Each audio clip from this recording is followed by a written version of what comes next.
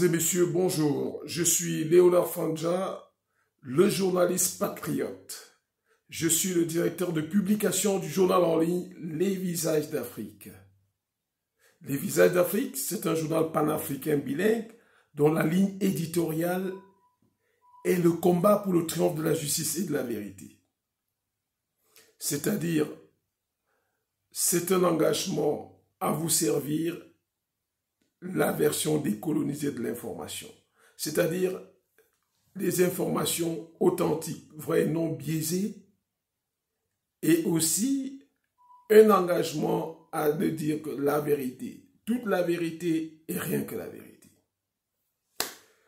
Chers amis, en ce jour, mercredi 4 octobre 2023, nous venons encore vous parler du championnat de football camerounais, le début de la saison 2023-2024. Car voyez-vous, la journée, les matchs de ce jour ont été marqués par un incident malheureux, regrettable, indigne du Cameroun, pour ceux qui trouvent que ce sont les journalistes qui ternissent l'image du Cameroun. Je voudrais vous rappeler que depuis l'élection de Samuel Eto'o à la tête de la Fédération camerounaise de football, non seulement il a commandé un audit qui gêne tellement de Camerounais, de hautes personnalités même aussi, mais en plus, son élection a favorisé l'acceptation par beaucoup de nos compatriotes de la nationalité française et de parents camerounais à venir jouer pour les Lions indomptables, c'est-à-dire pour le Cameroun. Vous savez, Choupo-Moting, Mbemou, Elliott et bien d'autres, ils sont nombreux. Mais le dernier en date, c'est Franck Magui, né en France à Agen, de mère camerounaise, et attaquant de Toulouse Football Club, qui vient d'être convoqué par le manager général du Lions Indomptables, Rigobert Song-Bahanak, pour les matchs amicaux contre la Russie et le Sénégal. C'est avec plaisir, d'ailleurs, c'est avec plaisir et joie immense que ce jeune homme l'a accepté. D'ailleurs, il a dit pour lui, c'est une joie immense pour lui d'être convoqué par le staff top management des Lions Indomptables et que ça lui fait énormément plaisir de pouvoir défendre les couleurs de son pays et le pays dont est origine sa maman. Et de terminer en disant que il est déterminé, engagé à se battre en véritable lion pour l'honneur du Cameroun et de son football. Alors, chers amis, quand un jeune s'engage, prend une telle décision dans un contexte où des gens prétendument définis comme des intellectuels, des grands-pères, des égaux de grands-pères de Samuel Eto'o fils, sont en train de lui mettre les bâtons dans le rue à tout moment, il y a lieu de s'inquiéter. Mais je voudrais vous dire que le risque que vous courez et que vous ne savez pas, parce qu'avant la Coupe du Monde, je vous dirais que le Cameroun jouerait avec le maillot One All Sport, pendant que Boris Berthold et consorts vont raconter le contraire. Et je voudrais vous dire que là maintenant, vous courez le risque avec l'accident malheureux que vous avez fait aujourd'hui au stade de la réunification d'être suspendu, ne même pas aller à la Coupe d'Afrique des Nations en Côte d'Ivoire. Car, chers téléspectateurs, sachez qu'en ce jour, 4 octobre 2023, certains Camerounais véreux ont décidé d'interrompre la lumière, l'éclairage au stade de la réunification au cours des 2 matchs qui étaient programmés, à savoir Dynamo Asre et l'autre. Mais, et qu'est-ce qu'il explique? La cause, c'est que, durant la saison passée, le président de la Fédération camerounaise de football a constaté que les employés, les collaborateurs du directeur, les directeurs des stades détournaient les recettes des stades au point où les joueurs, les équipes n'en bénéficiaient pas assez. Pour cette saison qui commence, il a décidé, je dis, de payer ce qui est dû en matière de location de stade, mais de placer ces gens à la vente des billets. Le directeur du stade, nommé par le ministre des Sports et de l'Éducation physique, n'a pas daigné l'accepter. Il s'entête, il dit c'est lui qui doit, sont ses collaborateurs qui doivent vendre des billets.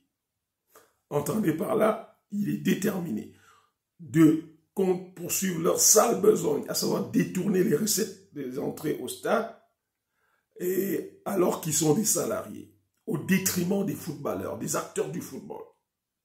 D'où le slogan de Samuel Eto'o-Fils, le football aux footballeurs, que ces Camerounais véreux, ces fonctionnaires véreux et tout ça, essaient de tourner en dérision. Alors, nous voulons dire que au moment où les enfants prennent la résolution de venir jouer pour le Cameroun, ce n'est pas le moment pour que les ministres et même le chef de l'État permettent que ce genre de discours. On a l'impression que le pays n'est pas dirigé. Les gens veulent que le Cameroun reste plongé dans la boue. Il y avait des barème de salaire dans ce pays. On savait qu'avec tel diplôme, tu serais classé dans telle catégorie et selon la branche d'activité de votre entreprise. Aujourd'hui, dans le secteur du football, qui n'obéissait même pas d'ailleurs à ces critères, il y a de l'argent. Les footballeurs gagnent beaucoup d'argent partout, mais au Cameroun, c'est malheureux, c'est hideux, c'est honteux. Même s'il faut dire que les responsables camerounais ne savent même plus ce qu'on appelle la honte, pour les autres, c'est honteux. Pour les cas étrangers, c'est honteux. L'honneur du Cameroun est traîné dans la boue. Et ils s'entêtent à ne pas permettre de sortir de la boue. Je voudrais interpeller le chef de l'État. Monsieur le Président, ben écoutez, faites quelque chose. On ne peut pas continuer comme ça. Les gens ne veulent pas que vos enfants jouissent de leur talent en touchant de l'argent et en menant une vie décente. Ils se permettent tout. Où sommes-nous? Je rappelle que vous courez le risque de vous faire suspendre par la FIFA. Parce que vous ternissez déjà trop l'image du football. Laissez les enfants jouir de leur talent. Laissez de l'enfant jouir de leur talent, s'il vous plaît. Alors, les gens continuent toujours à aller là. On a dit, les gens n'ont pas les moyens pour entretenir les clubs. Ils ne sont pas assez dynamiques pour négocier les partenariats, même à l'étranger, pour leur club. Alors qu'il y a des internationaux, même étrangers, qui sont prêts à venir acheter les clubs au Cameroun pour améliorer les conditions de vie des Camerounais, des footballeurs camerounais. Et par négocier aussi les autres populations impliquées dans le football. Mais certains ne veulent pas en entendre parler. Je redis, il y a beaucoup de gens qui veulent prendre les équipes. Les seuls présidents ont profité de la mafia qui existait à la Fédération camerounaise de football, si bien que les Camerounais professionnels qui voulaient même les clubs n'avaient même pas été barrés sur la voie. Ils n'étaient même pas, leur club n'était pas, n'avait pas les chances de prospérer. On les combattait, on les étouffait même dans l'œuf. Aujourd'hui, que Samuel Eto'o-Fils voudrait permettre l'éclosion de notre football, ou dans lequel les gens jouent de leur talent, les gens sont en train de faire du n'importe quoi.